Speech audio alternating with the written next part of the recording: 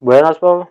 Estamos aqui então, Jean, as colegas Eduardo e Marília, para falar então sobre o panorama histórico das políticas públicas dessa. Então, quando é que se começa a falar em segurança alimentar e se construir o conceito? É após as grandes guerras, né? Porque os governos queriam manter a população com um mínimo de nutrição durante os conflitos.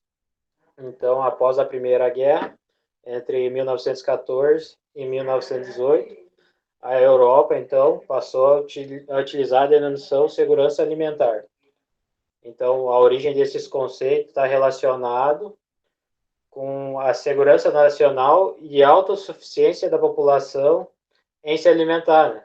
Isto é, garantir a autonomia e a estratégia para os estados produzir alimentos a fim e tentando, né, evitar então essa vulnerabilidade e os boicotes por questões militares e políticas, né? Então acabar sendo muito prejudicado durante a guerra, não prejudicar muito a população, né? E a partir da Segunda Guerra, entre 39 e 45, esse conceito então começa a ganhar mais expressão ainda na Europa, em decorrência da incapacidade dos países em produzir o próprio alimento durante a guerra, né? O que gerou algumas privações muito fortes, né? E mortes, então, das populações, resultante da fome e das suas consequências na saúde da população que estavam, então, dentro desses conflitos, né? E foi um dos grandes causadores de morte durante a guerra. Então, aí que começou a discussão, né? E foi fortalecendo. Então, o tema se solidifica, então, após a Segunda Guerra, e a Organização das Nações Unidas para a Alimentação e Agricultura, a FAO, né, é fundada e com a prioridade de combater a fome e a insegurança alimentar dos povos. Mas, entre esses organismos criados, a compreensão diferenciada do combate à fome acaba resultando em mais tensões políticas, né? Devido aos países quererem o poder hegemônico para aumentar sua economia, né? Com interesse em manter a superioridade frente aos outros países, que é toda essa guerra que nós temos hoje, né? Principalmente relacionada a alimentos.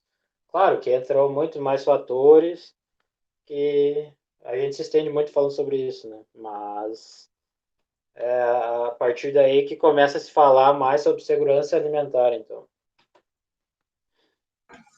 Então, dando continuidade ao trabalho, vou falar sobre segurança alimentar e nutricional, a trajetória legal no Brasil por volta dos anos de 1980.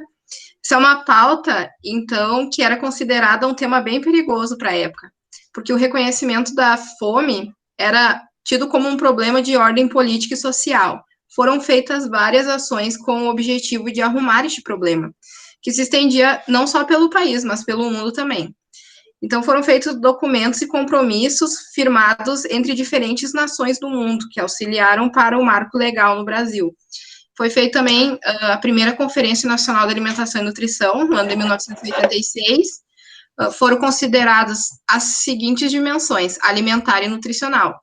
A alimentar tratava de questões relacionadas com essa disponibilidade, com a produção, comercialização e também o acesso ao alimento. Já a nutricional abordava os aspectos, a escolha, como o preparo, consumo e sua relação com a saúde. Em 1993, então, teve o Conselho Nacional de Segurança Alimentar e Nutricional, o CONSEA. 94, a primeira Conferência Nacional de Segurança Alimentar, que consolidou o conceito e conferiu à SAM como um projeto integrador das ações setoriais capaz de instituir-se como eixo estratégico de um novo modelo de desenvolvimento. Em 1995, então, o Programa Nacional fortalece a agricultura familiar, visa fortalecer a agricultura familiar mediante ao apoio técnico financeiro para promover este desenvolvimento rural sustentável, extinguiu o CONSEA, Foi lançado também o programa Comunidade Solidária, que resultou em retrocesso nas discussões da SAM, devido a equívocos sobre essa questão alimentar, o que acarretou também na perda de prioridade na agenda nacional.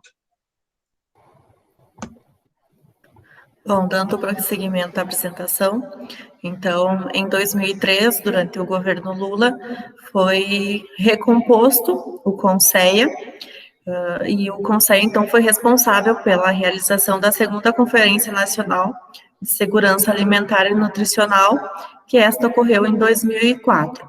Ainda no ano de 2003, foi instituído o Programa de Aquisição de Alimentos, onde este promove o acesso à alimentação e incentiva a agricultura familiar.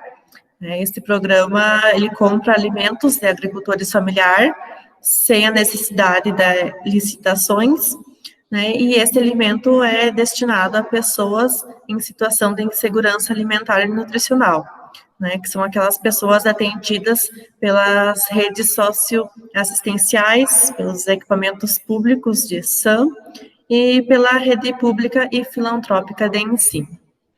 Lembrando que o PAA é utilizado até hoje, é um programa então que obteve muito sucesso. E outro programa de destaque nesse período foi o programa Fome Zero. Todo mundo já deve ter ouvido falar, que realmente buscou, através de alguns outros programas,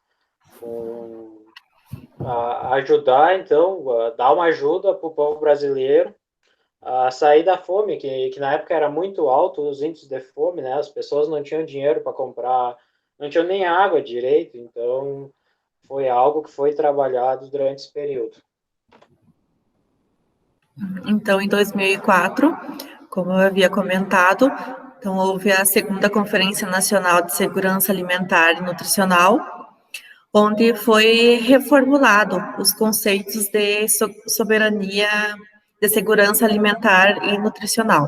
Então, os debates e propostas resultantes dessa conferência serviram de base para a elaboração de Política Nacional de Segurança Alimentar e Nutricional. Já no ano de 2006, foi instituído a CISAM, foi instituído através da Lei 11.346, do ano de 2006, né, onde trata da Lei Orgânica de Segurança Alimentar e Nutricional, a LOSAN, né, onde, nesta lei, a segurança alimentar e nutricional é definida como a realização do direito de todos ao acesso regular e permanente a alimentos de qualidade em quantidade suficiente, sem comprometer o acesso a outras necessidades essenciais, tendo como base prática alimentares promotoras da saúde, que respeitem a diversidade cultural e que sejam ambiental, cultural, econômica e socialmente sustentáveis. E no ano de 2010, então, houve a inserção da alimentação no artigo 6º da Constituição Federal, né, que conforme o artigo 5º da LOSAN, a consecução do direito humano à alimentação adequada e da segurança alimentar e nacional requer o respeito à soberania, que confere aos países a primazia de suas decisões sobre a produção e consumo de alimentos. Então, podemos concluir aí que não existe a soberania alimentar sem uma soberania política, né? Então, que as políticas têm propiciar uma independência na produção, transformação, distribuição e consumo de alimentos. Então, ela tem que estar fazendo essa gerência para nós realmente ter uma soberania e segurança alimentar nutricional, né? Então, e isso podemos ver, então, que é algo extremamente importante e que já vem sendo, infelizmente, teve que ser proposto após duas brigas de sociedade aí, mas que é de extrema importância atualmente, né? Seria isso, então, o nosso trabalho. Obrigado a todos pela atenção.